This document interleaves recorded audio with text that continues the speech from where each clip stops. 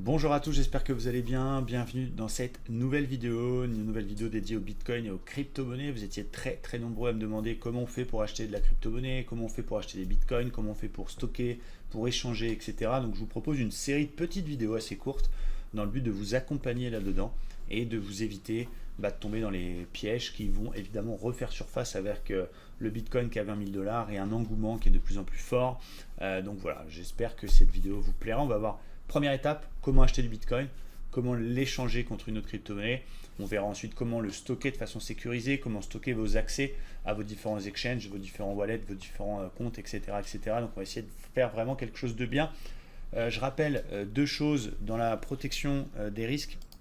C'est que ne partagez jamais vos accès à quiconque, que ce soit l'accès à vos exchanges, à vos comptes, à vos wallets.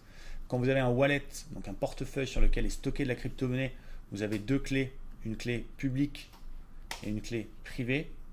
La clé publique vous servant à recevoir de la crypto-monnaie, vous pouvez la partager à qui vous voulez. La clé privée vous permettant d'accéder à vos cryptos. Ne partagez jamais votre clé privée à qui que ce soit, sans aucune raison.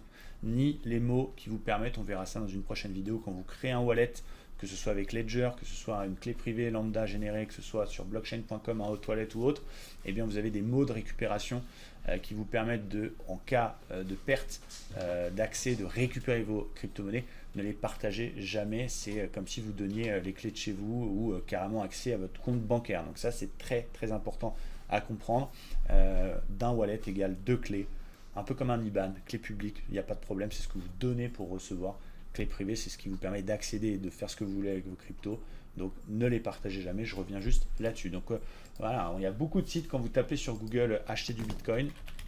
On va le tester sur Google. Voilà, acheter du Bitcoin. Vous avez beaucoup de sites. Donc les premiers sites qui arrivent en tête des recherches Google, ceux qui sont sous annonce, c'est pas forcément les meilleurs.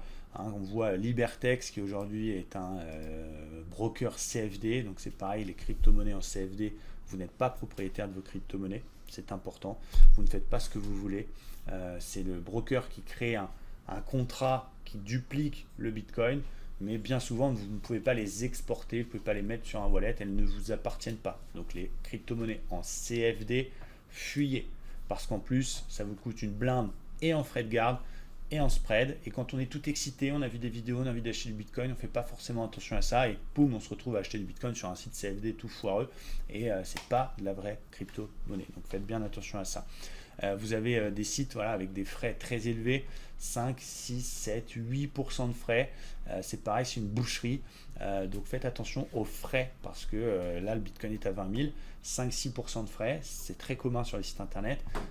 Même les plus connus, ça fait beaucoup. 5% sur 20 000, ça fait 1000. Donc ça peut vous coûter très cher. Donc vous voyez, les meilleurs sites ne sont pas forcément les premiers en résultat. Moi, ce que je vous recommande, c'est d'utiliser le site Binance. Le site Binance, j'ai créé exprès pour vous un nouveau compte Binance qui est tout neuf, comme ça je me mets dans la peau de quelqu'un qui débute, et puis ça me permet aussi de cacher les vraies transactions que j'ai déjà réalisées. Mais voilà, je me suis réinscrit, donc il y a un petit peu de temps au départ, il faut faire l'effort de s'inscrire correctement, de bien rentrer et ses coordonnées, et son passeport, et faire la petite photo, et faire le selfie avec le machin. Ça prend un peu de temps, mais voilà, ça vous permet de débloquer des niveaux et de pouvoir justement acheter facilement des crypto-monnaies sur ces sites-là. Donc les deux que j'utilise le plus, c'est Binance et Kraken, qui sont pour moi les meilleurs, et en plus en termes de rapport qualité-prix, qui font partie des sites qui ont, c'est peut-être pas le moins cher du monde, mais qui ont des frais qui sont minuscules.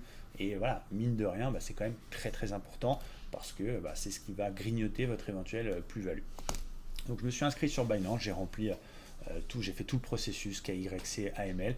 Prenez le temps de le faire, et du coup vous arrivez, une fois que vous êtes inscrit, vous vous loguez, etc., vous arrivez sur le site principal. Ce qu'il faut bien comprendre, c'est que bien souvent, pour acheter de la crypto-monnaie, alors pas le Bitcoin, mais pour acheter les plus petites cryptos, du Neo, du IOTA, ce genre du Ripple, bien souvent vous allez devoir d'abord passer ou sur ce qu'on appelle un stablecoin, donc échanger vos vrais euros, vos vrais dollars, ce qu'on appelle du fiat, contre des stablecoins, donc par exemple l'USDT, qui est une crypto-monnaie qui est corrélé au dollar et qui va toujours plus ou moins valoir 1 dollar.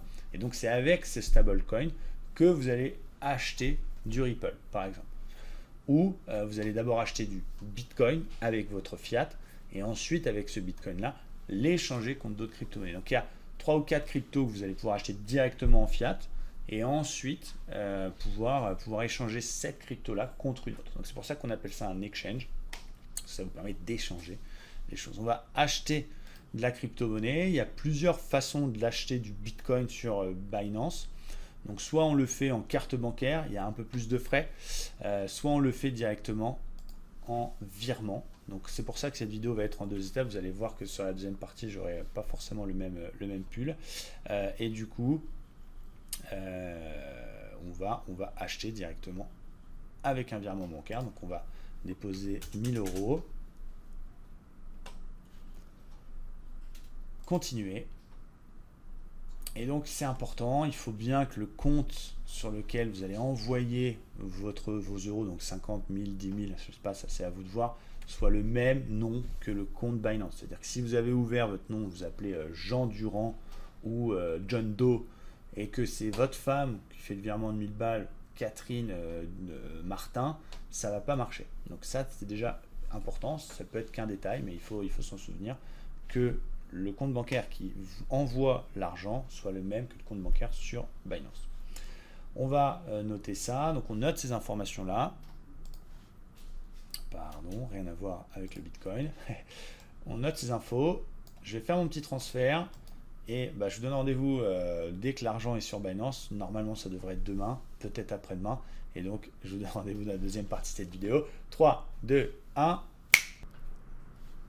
Et voilà, nous sommes le lendemain de la première partie de la vidéo. J'ai fait mon transfert hier après-midi. L'argent est déjà arrivé sur mon compte Binance. Donc ça a mis 24 heures exactement. On va acheter ensemble de la crypto-monnaie. Alors je vous préviens tout de suite, je sais pas forcément le bon timing. C'est pas le meilleur point d'entrée. Mais je fais cette vidéo pour vous expliquer comment fonctionne Binance. Et étant donné que je crois évidemment depuis des années et de façon extrêmement convaincue au Bitcoin et à la crypto-monnaie, c'est pas très grave. Mais je vous préviens, ce n'est pas le meilleur point d'entrée. Alors je vous montre, on est sur donc Binance, portefeuille vue d'ensemble du portefeuille, portefeuille spot. J'ai donc les 1000 euros, masquer les petits soldes, donc tout ce qui est à zéro. J'ai donc 1000 euros qui sont arrivés sur mon compte Binance. Alors je vous rappelle, inscrivez-vous, respectez bien le KYC, la photo, le machin, le truc avec la webcam. Sécurisez bien votre accès avec le 2FA. Moi, j'ai choisi de recevoir un SMS de sécurité quand je me connecte à mon compte. Là, les cryptos qu'on va acheter sur Binance, on va les laisser sur Binance. Je ferai une autre vidéo demain pour vous expliquer comment vous pouvez créer un cold wallet, enfin un hot wallet, pardon, et où transférer de la crypto-monnaie sur un cold wallet. Je vous expliquerai ce que c'est un wallet, la différence entre les deux.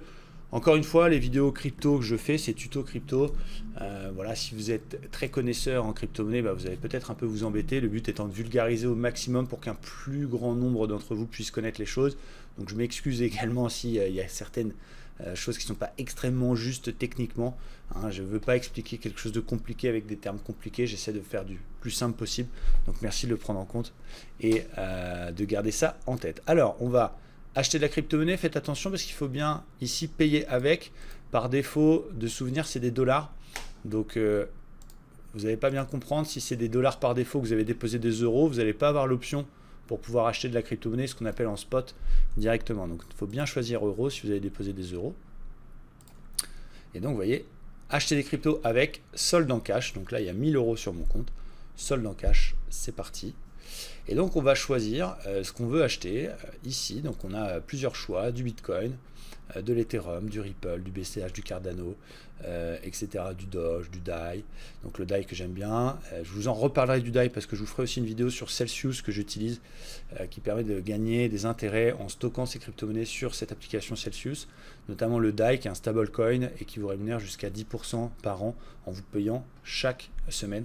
Donc ça c'est plutôt pas mal. Donc on peut, par exemple, quelqu'un qui a un capital qui dort et qui a beaucoup confiance en crypto-monnaie, il peut très bien acheter 10 000 euros de DAI et les placer sur Celsius. On en reparlera dans une autre vidéo.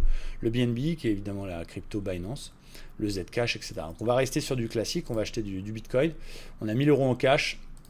On va faire, encore une fois, je répète, c'est pas forcément le bon timing, mais c'est pas très grave.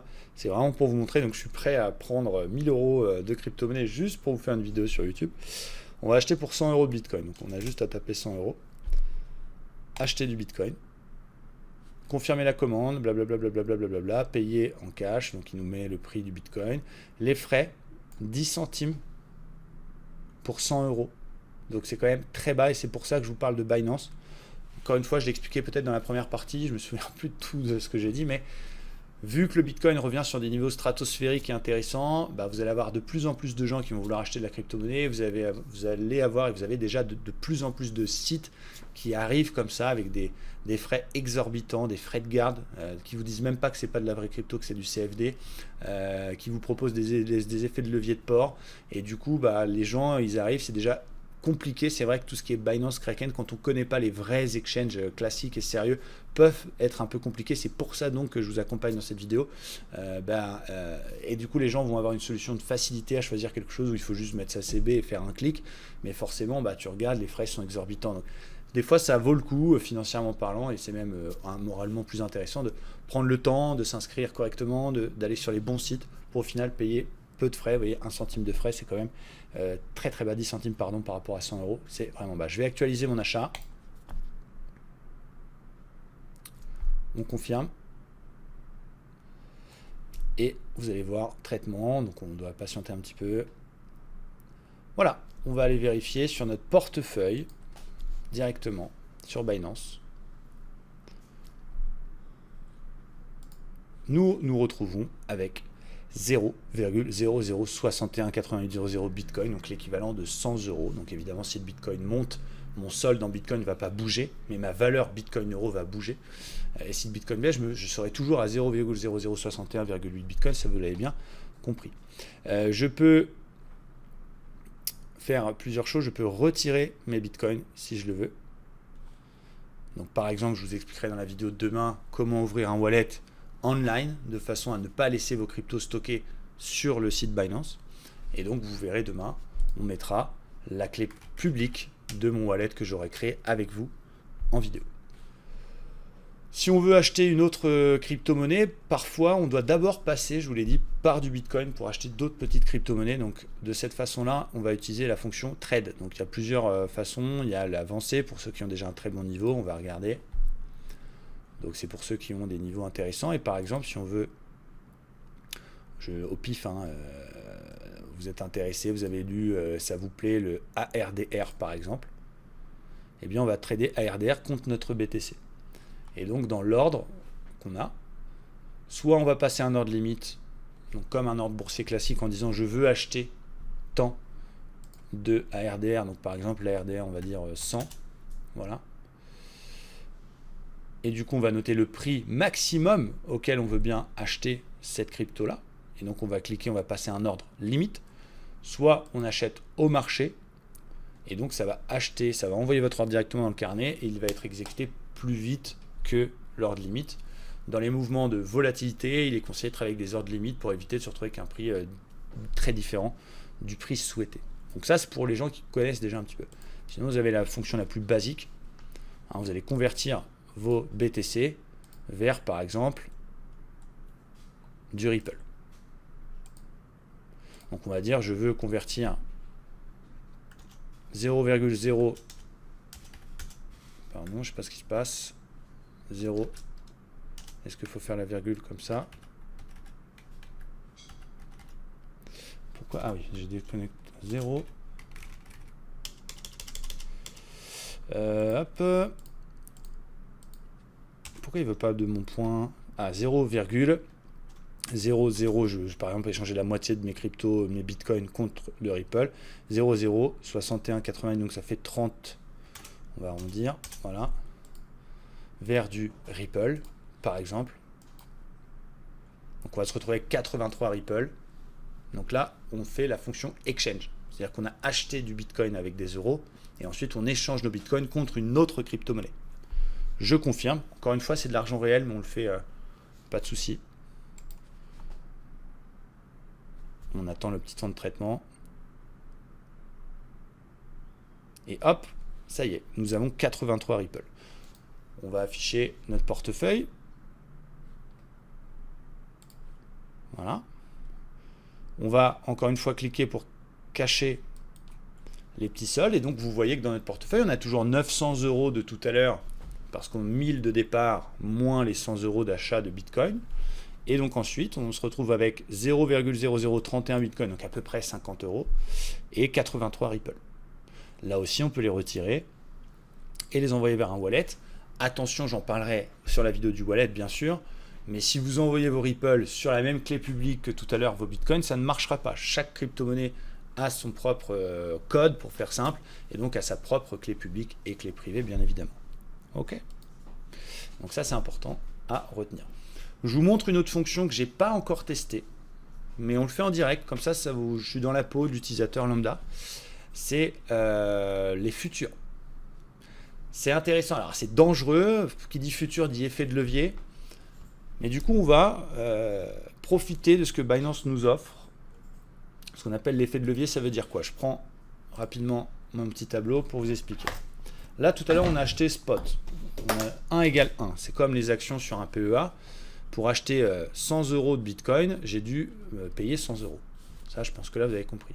L'effet de levier, pour faire simple, c'est quoi?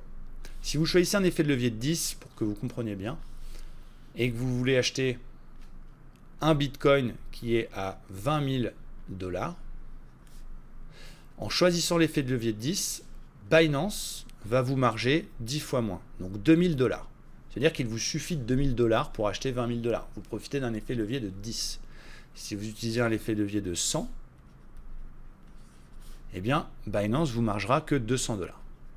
Alors, on va se dire, waouh, c'est génial, j'ai 1000 $, du coup, je peux acheter 1000 fois 100, 100 000, waouh, je peux acheter 5 Bitcoin.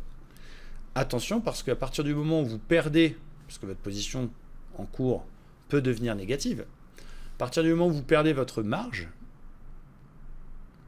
votre position est coupée. Ça veut dire que si tu fais le goré, tu as déposé 1000, tu t'es déjà transformé, il faut les transformer d'abord, comme la petite opération que j'ai fait tout à l'heure, il faut les transformer en USDT. D'accord? Donc tu as 1000 $, 1000 USDT. Que tu as profité d'un effet de levier de 100 pour acheter donc 100 000 $ de Bitcoin, donc on va dire 5 Bitcoin. Fois 20 000 au prix actuel. Donc tu te retrouves avec 100 000 $ de taille de position. À partir du moment où tu perds 1000 $ sur ce trade, donc c'est quoi 1000 $ pour 100 000? C'est 1%. C'est-à-dire que si le Bitcoin perd 1%, ce qui peut perdre très vite, ta position est clôturée. Donc le trade à effet de levier est très dangereux, n'est évidemment pas recommandé aux débutants, et il faut le faire comme sur le marché traditionnel, vraiment en étant extrêmement raisonnable. Je vais essayer cette fonction, je vous avoue que je n'ai jamais essayé encore. Donc on va acheter de l'USDT ensemble, et on va essayer d'acheter un Bitcoin avec un effet de levier de 25 pour voir. Je suis prêt à les perdre, ces 1000 $ là, il n'y a pas de problème pour cette vidéo, mais on va d'abord transformer donc nos Binance, Binance en USDT pour pouvoir essayer la fonction levier. Donc, on va regarder ça ensemble, si ça peut fonctionner. Donc, on va échanger de façon la plus simple possible nos euros. Pardon. On va d'abord acheter des bitcoins. Ben oui, je suis bête. Je suis bête. On va d'abord acheter des bitcoins. Alors, est-ce qu'on peut le faire directement d'ici? Je découvre en même temps avec vous, même si j'ai déjà un petit peu USDT. Est-ce qu'on a l'USDT ici? On a l'USDT directement. Super. Donc, on va prendre nos 900 € et on va laisser changer en USDT. Attention, on valide. Donc, normalement, on va se retrouver avec 1064 USDT. Super. On va aller au portefeuille, on va vérifier tout ça. Donc effectivement, on se retrouve avec 1000 Tether, 1064 Tether, 0,003 BTC et 83 Ripple. C'est les petites opérations qu'on a fait tout à l'heure. On va aller sur dérivés futurs et on va essayer d'acheter un Bitcoin avec un effet de levier de 25 pour voir ce que ça donne. Je répète que je suis prêt à perdre ce trade, c'est pas un problème. Je sais que c'est pas le meilleur niveau pour acheter, etc. Ça blablabla, on en a déjà parlé 150 fois. Alors, est-ce que ça va fonctionner? Donc si je veux acheter un BTC, ah oui, donc il veut pas. Donc je dois envoyer, oui, les 1064 Tether que j'ai sur mon portefeuille spot, donc portefeuille principal Binance, vers le portefeuille futur. pour utiliser la fonction future. Donc on va le faire ensemble. On va tout envoyer. Confirmer. Voilà, on se retrouve avec 1064 USDT. Magnifique. Et là, bon, encore une fois, c'est pas le bon timing. Je pourrais même tenter un petit short, mais on va essayer de faire un achat.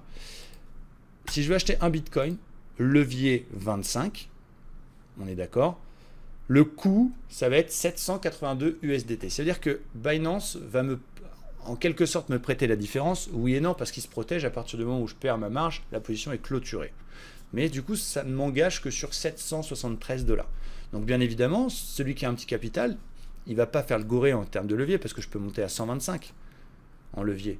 Du coup, je peux peut-être acheter 5 BTC, tu vois. Mais 5 BTC, j'ai une position à peu près de 100 000 $. S'il perd 0,5, c'est clôturé, donc c'est ridicule. Mais je vais pouvoir peut-être dire, ok, je vais prendre un levier de 50, et je vais être très raisonnable dans la taille de position, 0,2 Bitcoin. Du coup, j'ai une taille de position de 4000 $. Vous voyez, vous comprenez ce que je veux dire? Plus vous mettez de levier, plus c'est dangereux, plus vous la jouez serrée, et plus vous avez de chances de perdre votre trade, puisque la variation étant importante, il faut rester extrêmement prudent. Pour l'exemple, on va prendre un effet de levier de 25, on va acheter un BTC avec 760 $ de coûts, donc de marge qui vont être bloqués. On va pas mettre de TP, on va voir ce que ça va impliquer. Acheter. L'ordre est envoyé. Et ça y est, j'ai un BTC acheté à 18 938. Pour l'instant, je perds 9,30 $. Je peux fermer ma position au marché, fermer un ordre limite, et je peux mettre un TP et un take profit. Je peux dire par exemple, dès que tu gagnes 1000 $,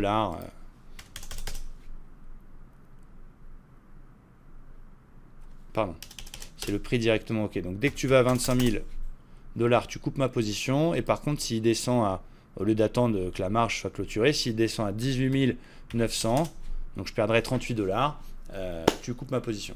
Vous comprenez? Donc je vais rien laisser pour l'instant. Voilà, je me retrouve avec un profit de 41, je vais laisser couler, on verra ce trade ce qu'il donnera dans le temps. Là, il me reste 340 USDT, le but n'étant pas d'aller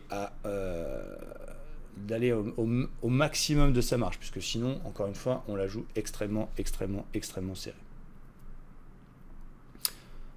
J'espère que vous avez compris la notion de futur. Encore une fois, c'est expliqué de façon extrêmement vulgarisée. Le but, c'est de bien comprendre les choses. On montera en puissance au fur et à mesure dans ces tutos crypto, de façon à ce que vous puissiez monter en compétences tout doucement. Mais l'intérêt, c'est de vous faire découvrir d'autres manières d'acheter du Bitcoin, des manières qui, à mon sens, sont les plus safe et les plus sérieuses, de vous accompagner au maximum dans l'achat et la détention. Je répète, la crypto-monnaie, c'est un actif non régulé, volatile. Donc si vous le faites, ne le faites qu'avec une petite partie de votre patrimoine, de l'argent que vous pouvez vous permettre de perdre, et faites-le tranquillement, pas à pas, de façon sécurisée. La prochaine vidéo, on verra comment créer un hot wallet. On prendra le site blockchain.com, je pense. Comment transférer les cryptos qu'on a achetés sur Binance vers son wallet, de façon à les sortir du site et de les avoir dans un autre endroit. Je vous rappelle qu'avec José, on est en train de terminer le développement d'un cold wallet, donc je vous en parlerai également. Et puis, j'espère que cette vidéo était claire. N'hésitez pas à mettre un petit commentaire. Je vous mets également un lien pour vous inscrire sur Binance sous la vidéo. Il n'y a pas le même système d'affiliation que vous pouvez connaître d'habitude.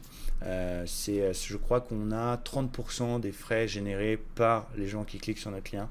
Mais vu les tout petits frais, c'est très petit, mais ça nous permet de nous soutenir aussi. N'hésitez pas à vous abonner à la chaîne YouTube, parce qu'encore une fois, à partir d'aujourd'hui, tous les jours, on va mettre un tuto crypto. Donc j'espère que ça vous plaît. Et je vous souhaite à tous une très belle fin de journée. Je vous dis à bientôt. Merci, ciao!